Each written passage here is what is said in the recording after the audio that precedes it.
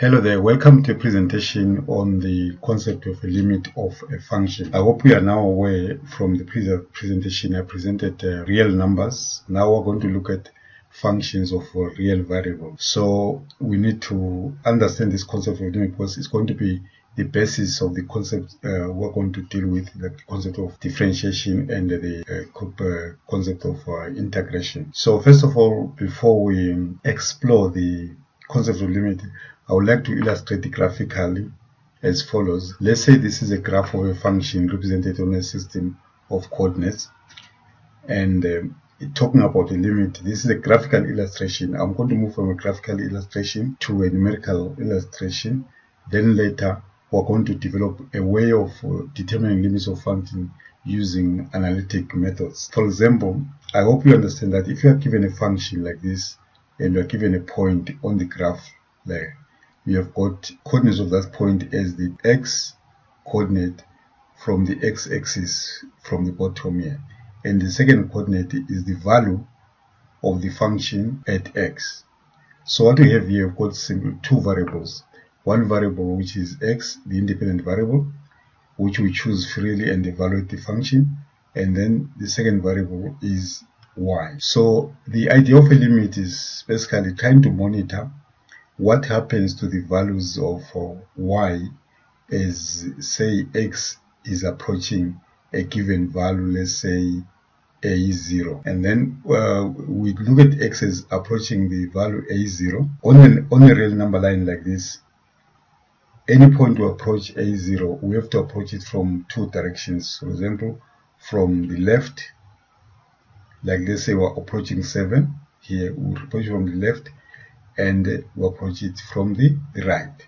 So if we can see a pattern that as you approach a0 from the left and from the right, y approaches a certain value, that value will be called the limit of f of x as x is approaching x0. And we write that as follows. We'll say limit of f of x as x is approaching a0. The value which y will be approaching, let's say the value, let's say is L, we'll say that value is the limit. So that will be the answer. You say that is the limit of f of x as is approaching 0. For example, remember what I said here, the y value is the second coordinate. So the second coordinate actually gives us the level on the y-axis here at which the value of the function is. So for example, let's say we're approaching 0 from this side. If we were at 1 here, the value of the function would be somewhere there. If we come closer to 0 there, the value of the function, the y-coordinate of this point, would be somewhere there. If we look at these two, we can see that from here, the value increases towards 2. That same thing happens from the left. If we have x here, the y value of the function will be there, and then the level will be there. And then when we come to 1 there, the y value will be there. So as you can see here, as you approach 0 here, from both sides, the values are increasing towards 2. So for this particular function, we'll say limit as x is approaching 0, that is limit of f of x. What we see from both sides here, there, the value is there. When you come closer, the value is there. If we come closer here, you see the value y will be even closer to 0. So we say the limit here is equals to 2. That's what I can say illustrating graphically. But that's not enough. We need to get somewhere where we can do these things in an analytic way. But this serves as a kind of a beginning and trying to understand the concept of limit. But I think the best way of understanding the concept of limit as a beginning is to look at special functions called the sequences. So I've introduced the word there, sequences. What is a sequence? A sequence is a function whose domain, in other words, it's the function picks values of which are natural numbers and assigns them values which are real numbers.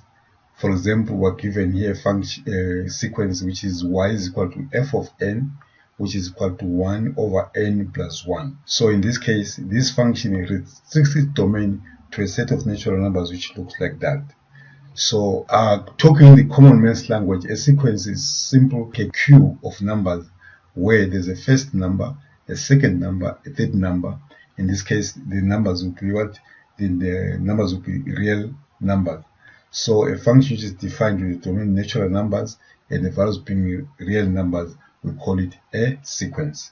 So evaluating this sequence, what we do here, if we pick 1 here, we'll substitute 1 here, then we get 1 over 1 plus 1, which will give us a half. If we then move on to 2, we'll have 1 over 2 plus 1, which will give us 1/3.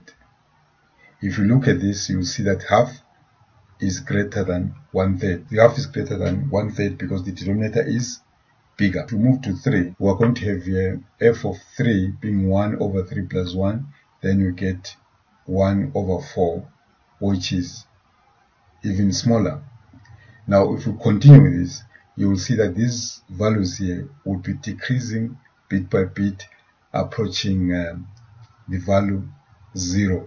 But these values are never going to be 0, and we're never going to run short of them because we know that between any two real numbers, there are infinite other in between. The next value of the sequence here is going to be 1 over 5.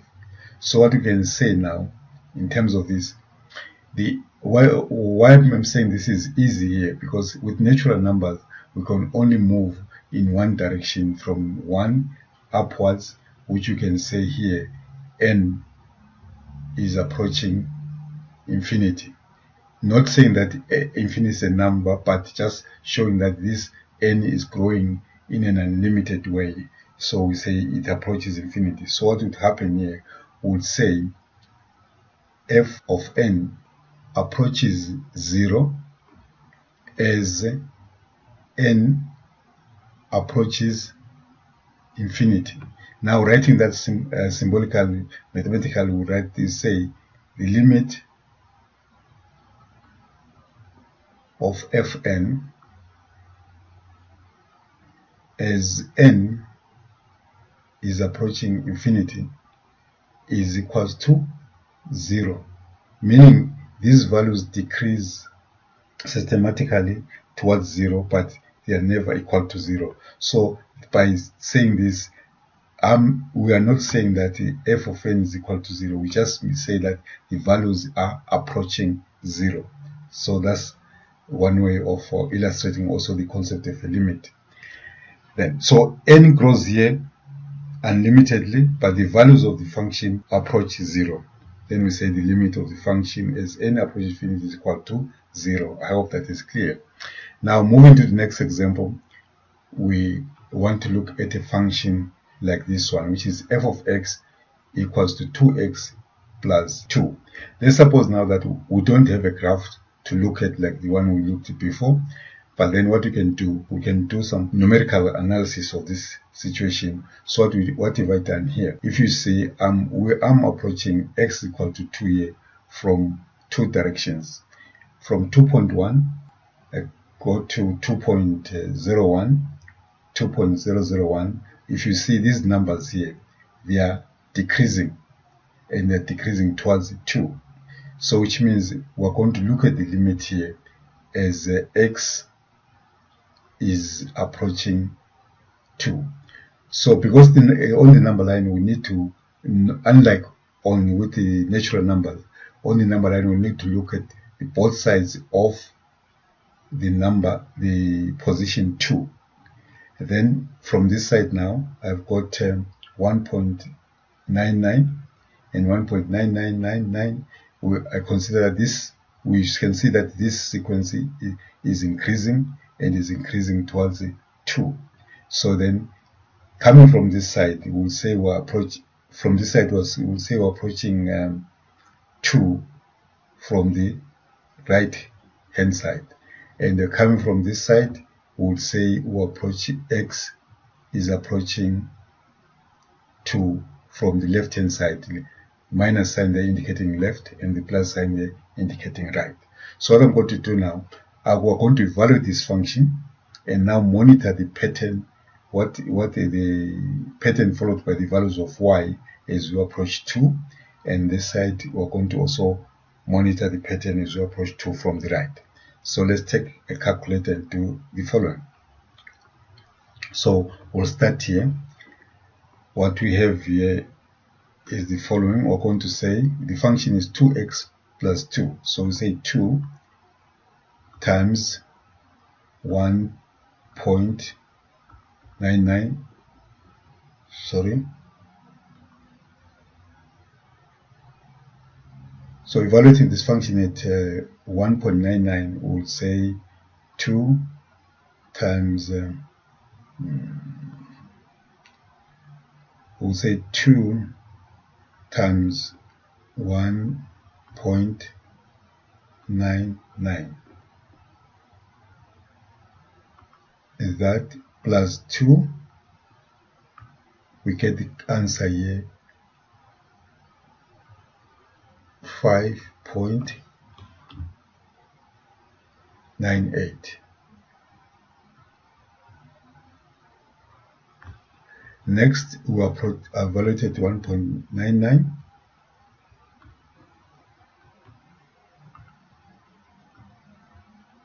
Three nines there, times 2 plus 2, we get 5.998. I hope you can see that this number is greater than this one, because in the third decimal place here is 0, there is 8, so this one is greater than that. Then next we take 1.12349 times 2 plus 2, we now get 5.9998, which is even greater. And then next we take 4 nines and 1, we get 2 times 1.99991 times 2 plus 2. Check this, we get 1, we get 5 point, we've got 3 nines and 6 4 9 9 9 9 6 4. Now you can see again that this number is greater than that one, so we can see that there's an increase. This number is increasing. Now let's look at the limit from the right hand side as we approach 2 from the right hand side. So we go here,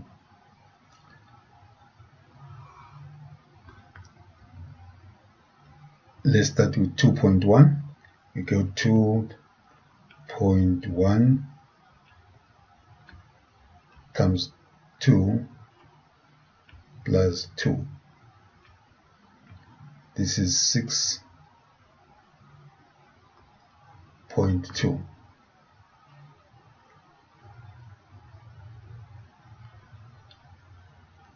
Then we decrease that number because we want to approach 2 from the right to 2.01, which is smaller than 2.1.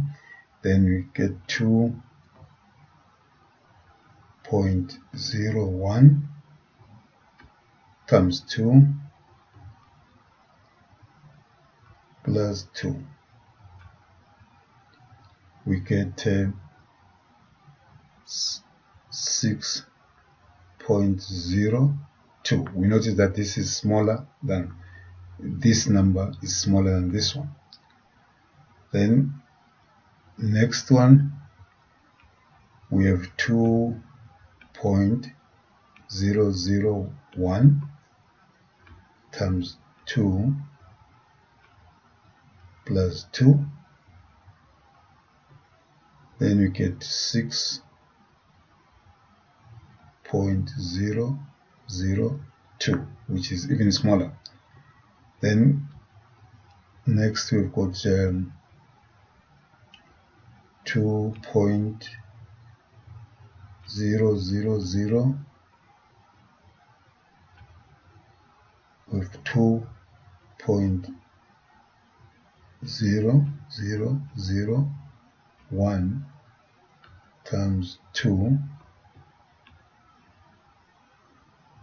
plus 2 with here 6.0002. As you can see, this number is decreasing and it's decreasing towards it looks like it's coming closer and closer to 6. Then lastly, let's take this one with 4 zeros. We are getting 2.00001 times 2 plus 2. Then we get here 6.0002, which is even smaller.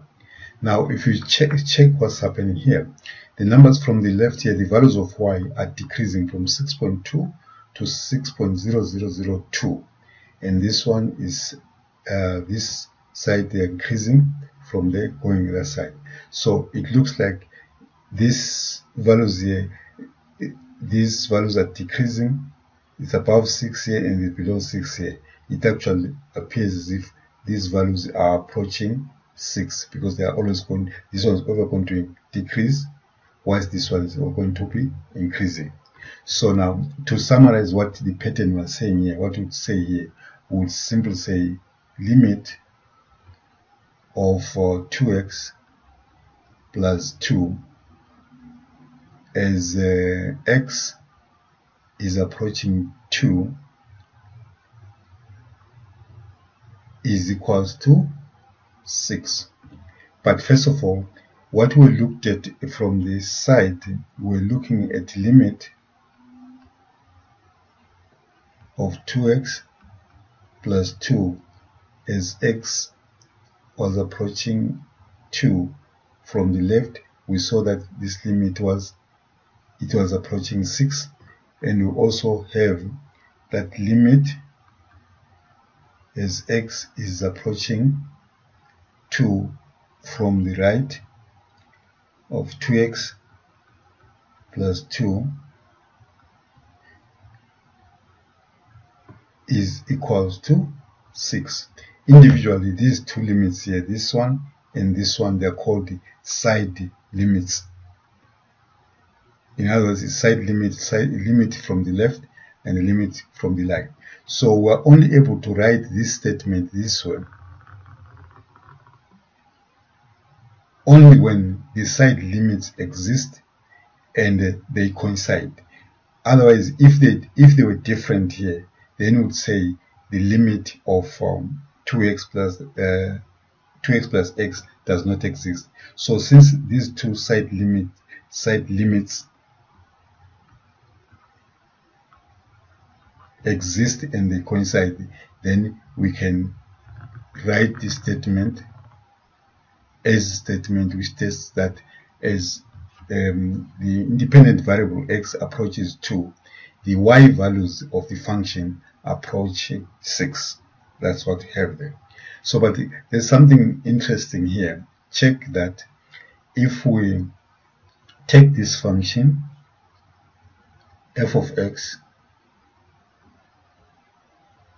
equals to 2x plus 2 and evaluate it at the point where we're calculating the limit, that is at 2, we'll get 2 times 2 plus 2, which gives us exactly 6. So in other words, if a function has got a value, in other words, it is defined at a point and the limit exists, what would normally happen is exactly what we see here. What we're seeing here is that the function is defined at 2, the limit at 2 exists, then we see exactly that the limit of the function f of x, in this case, as x is approaching the value a0, in this case our a0 is 2, then we get that limit coinciding with the value of the function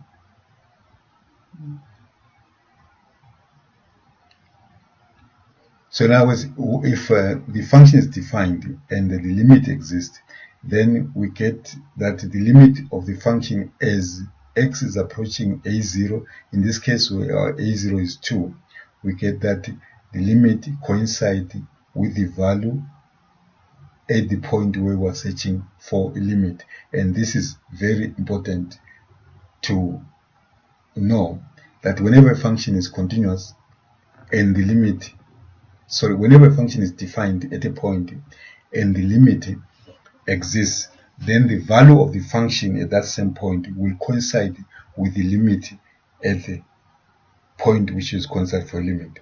This is exactly what we see here.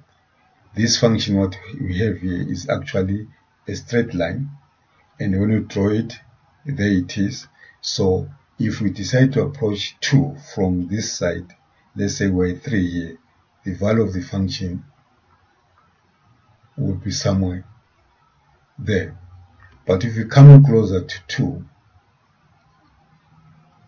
there, you will see that the value of function will also be close to 6 here, that is from the right. Also, if you come close to 2 from the left there, then the value of the function for that point close to 2 will be here and there. So the other words, the values of the function y, they are coming from the top there, approaching 6, and coming up from the bottom this side, approaching 6.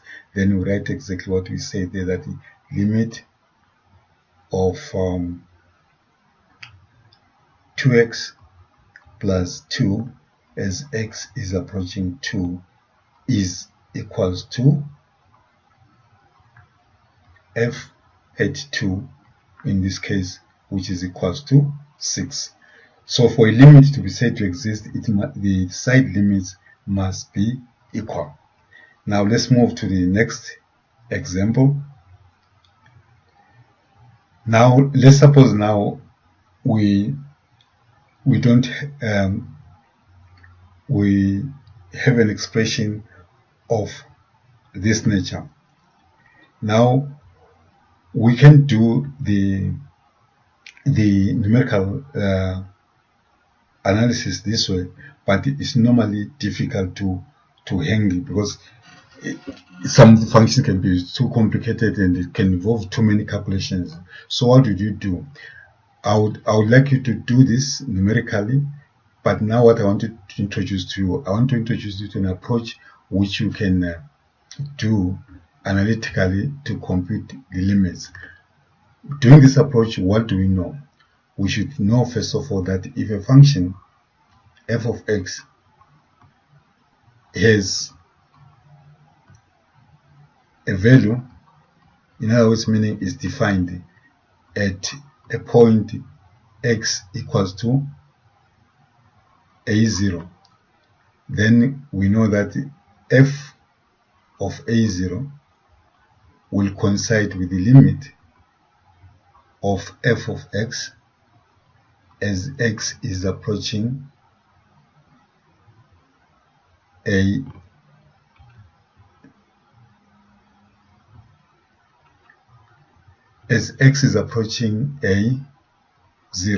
That is important.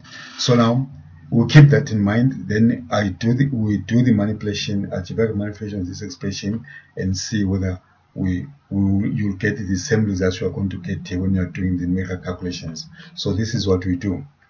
We'll take the expression and say limit as x is approaching 2, as indicated here, of 2x squared minus 2x minus 4 all over x minus 2. Now, so what we normally do here, one approach we can do is to factorize either the numerator and or denominator and see if there are terms which you can simplify, and then once we've got a simplified expression, we see whether we can apply this kind of an idea which we have here. So factorizing this statement, we would get this as follows.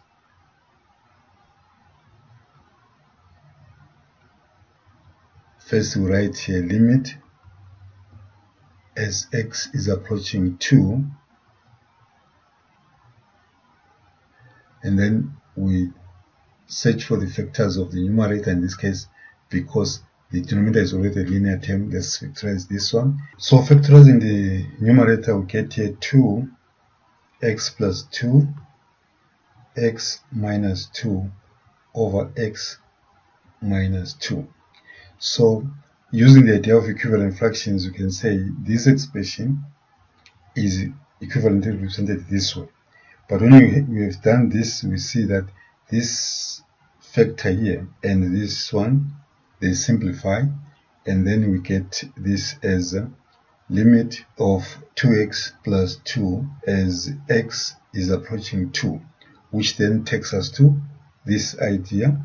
Now if we look at the function y equals to f of x equals to 2x plus 2, that's the function we have. So now what would happen now is that limit would coincide with the value of the function, then we simply take this function and evaluate it at 2, and then we've got 2 times 2 plus 2, which will give us 6. And then let's see what does it really mean for this function. What we have here is that this function is defined this way.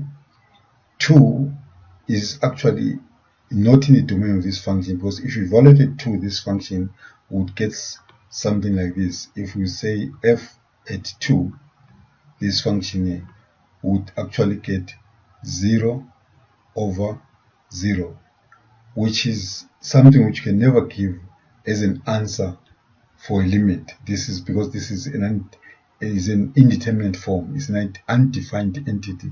It's not a real number. This does not belong in the set of real numbers. So here in our essay, we are trying to get limits which actually are real numbers. Otherwise, if this is this, then we would say maybe the limit does not exist or is not defined. That's what it means there. Now this function, essentially what it says after this simplification, that this function essentially is the same as the line, this one, except that at 2 is not defined.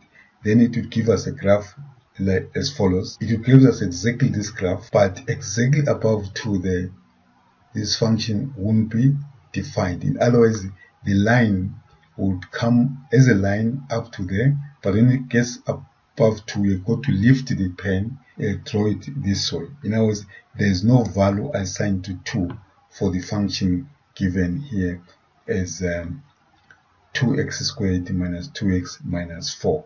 That's what it means. But now, the importance of the limit in this kind of a situation is that if we've got this function f of x equals to 2x squared minus 2x minus 4 over x minus 2. So to draw the graph of this function, we'll draw with a gap here above 2. But if the limit exists at 2 and we wished that this function be continuous, what we'll do, we'll simply define a new function which we can call here f of x bar, and they call it the extension of f of x. What will be that function? That function will give us something like this, which will be 2x squared minus 2x minus 4 over x minus 2, and we would say for values of x different from 2. And then since the limit of this expression exists, we wish that this function has no kind of a hole on the line there. We want to define it, then we would then define this function there and give its value of the limit as 6 for x equals to 2. So in other words, limit where they exist in such similar situation can give us a possibility of extending the given function, which is not continuous, to a continuous function by filling the point where it's not defined by the limit. Then you get a new function which is piecewise defined. In other words, for the domain values of x different from 0, it takes this expression, which actual practical gives us a line, and for that value where it's not defined, then it takes the value of a limit. Then that's the idea of extending a non-continuous function to a continuous function. Here by continuous, we simply mean that a function is continuous when you can draw its curve without lifting a pen throughout its domain. But this function, as it is before this extension, is a function which is not continuous, because we draw, when you get to 2 there, go to lift a pen and start the graph after that kind of gap there. So now, continuing that, they are going to come now and analyze the following type of function, which is y is equal to sine x over x, as x is approaching 0. Why is 0 important in this case? We notice that if you evaluate this function at 0, let's say this function is f of x equals to sine x over x. If you evaluate at 0, we have sine at 0 over 0, which we know that sine at 0 is 0, and this will be over 0. Again, we get an undetermined form, which you cannot present as a limit or as a value of a function. So then, if we didn't have a graph like we had in the functions we've looked at before, then we would like to analyze that what happens with the values y of the function as x approaches 0.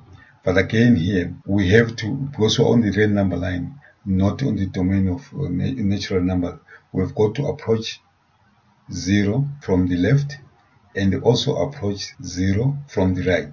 And when the two don't coincide, then we say the limit doesn't exist. If the two coincide, then we say the limit exists. So let's try to do that for this graph and see what happens numerically in this case. So let's start approaching 0 from the right. So this is the position 0 here. So we start from the right. In this case, make sure that your calculator is in mode radians. If you don't understand what the radians, then you should look for a presentation which I did before, introducing the radian measure of angles. So make sure it's in radians, because if I do this, it's in radians, then it is in degrees, then that is radians. So make sure that it's in radians then. So what do you do now? We'll say, take the value 1, then we calculate the sine of 1 radian, and divide by 1, and you get that is 0.841470. I'll take that to 2, 4, 6 decimal places. Coming nearer to 0, we take this as 0.1, then we go 0.1, we get the value sine, we divide by 0.1, then we get the answer. We can see there is 0.99834. 0.99834. If you check here, this value was 0.8, now it's 0.99, so it's getting bigger. That is important to note. Now coming to 0.01, sine of that divided by 0.01, then we've got 0.9912345983. Again, this number is bigger. It's bigger than this one. Then coming closer to 0, we are taking now 0.1201, the value sine, divided by 0.001, sine of that divided by 0.001. So we got here 0.99969. As you can see, this number is growing. It's almost 1 there. Then the next one, we have 3 zeros there. Then we go and say 0.0001. We get the value sine divided by 0.0001. Again, you can see with 6 nines, now we've got 2, 4, 6, 8 nines. So this is 0.999992469, which is bigger than that.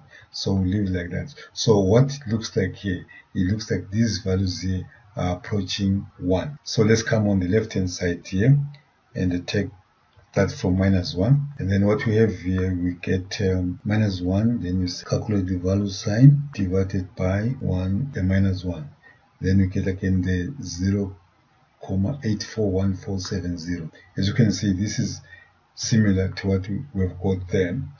Then let's come to -0.1, and then we're getting a positive 998334. As you can see, this sequence of numbers again here is growing. Then next we are calculating the value at -0.01. You can see that this is also growing, and it seems it looks approaching 1. Let's come to this one. You can double check this one. Let's come to this one here, which is 30 with 3 zeros. Then we go 0.001 negative, we get our sign value divided by 0.0001. So what you can see here, again, this value is approaching 1, and there is approaching 1. So what we can say now, we can say limit of sine x over x as x is approaching 0 from the left is equals to 1. And on the other hand, the limit as x is approaching 0 from the right, limit of sine x over x, we observe that is approaching 1. So now the side limits, they are equal. So these are side limits, limits from the right and limits from the left. They are approaching a common value, which is 1. Then we can now write a single statement which says limit as x is approaching 0. Now we're capturing the two directions of sine x as sine x over x is equals to 1. And this is a very special limit which you must always remember, and I'll also later present a kind of a proof which sort of confirms that this limit really has got to be 1. So if you look at these two functions which are involved here, you're actually looking at the function y is equal to x, which is an identity function, and the y is equal to sine x, and you are dividing the two. Obviously, these two functions are defined. So if you want to get the limit of x as x is going to 0, the identity function, you will see that the limit here will be 0, which will be exactly equals to f of 0 equals to 0, the identity function. Similarly, there, if you're looking at the limit as x is approaching 0 for sine, because sine is a function which with a value at 0, then this would be also equal to the sine at 0, which is equals to 0. That's why when you look at this, it gives you that kind of a. I re-emphasize that this limit is something which you must know always, as long as you are doing mathematics, especially things to do with looking at limits. This is kind of a special limit. I'll give you some homework also concerning another special limit which is going to be important in our study of differentiation. Now, continuing with this is the illustration of the idea which I'm talking about here. Here is the function y is equal to x, and there is a function sine of x. Now, as you can see, as we approach 0 from the right, the graph of y is equal to x and that of sine, they almost coincide here. So when you're dividing two numbers which are almost equal, the answer must be almost equal to 1. A similar phenomenon happens when you're approaching from the left. The blue curve for the sine and the red curve for line, they coincide as we approach 0. So the division, obviously, the division of the two will approach 1. This sort of confirms what we've already seen in our numerical analysis of this limit. So I hope this gives you an idea of what we mean by a limit of a function. And the most important, like we said before, I said if, like, now we're given a function f of x equals to sine x over x. If we were to try to graph this function, obviously what we do, at 0, we won't have a value for this function, and then we have something looking like this. For example, as you approach 0, let's say from here, we saw the value of the function will be somewhere at this level. And then we come here, it increases to that level. So its first is here. Then you come closer there, is now there. On both sides, if you come closer here, at this point, is now somewhere there, same level. And then as you come closer and closer to 0, you can see that the value is approaching, the value of the function is approaching 1.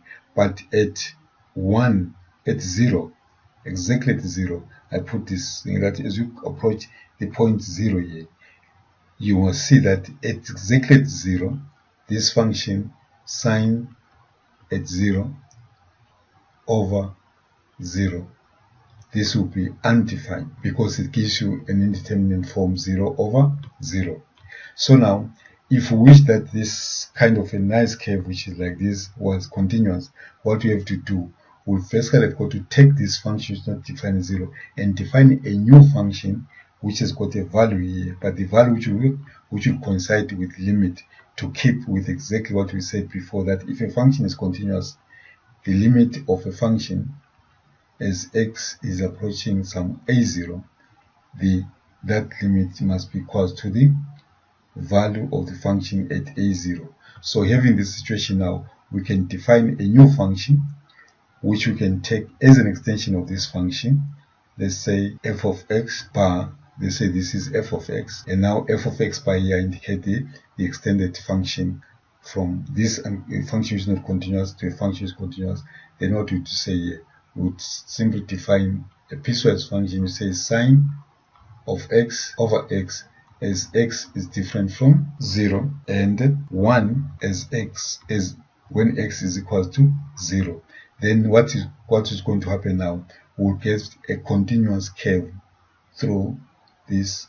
Then we've got a new continuous function originating from this function which is not continuous or not defined at 0. Then from there, basically, we've removed the point of which was of discontinuity. And then this graph can be drawn as long as you define this function this way, piecewise this way. Then we've got a continuous curve there. So what I'm trying to highlight with this is what is the importance of knowing the limit of a function. If a function is not defined at a point but has got a limit, we can always convert that function to a continuous function by taking the limit as the value of the function at the point where the function is not defined. Then we get a new extended function. That's one of the importance of calculating limit of functions. So at this point, I hope you've got an idea of how to manipulate to get limits of function, like using the idea which I gave you of factorizing expressions and calculating limits. And we're going to look at further more approaches of manipulating limits to determine limits of given functions, not necessarily numerically nor graphically, but simply analytical. So at this point, I would like to say thank you for listening.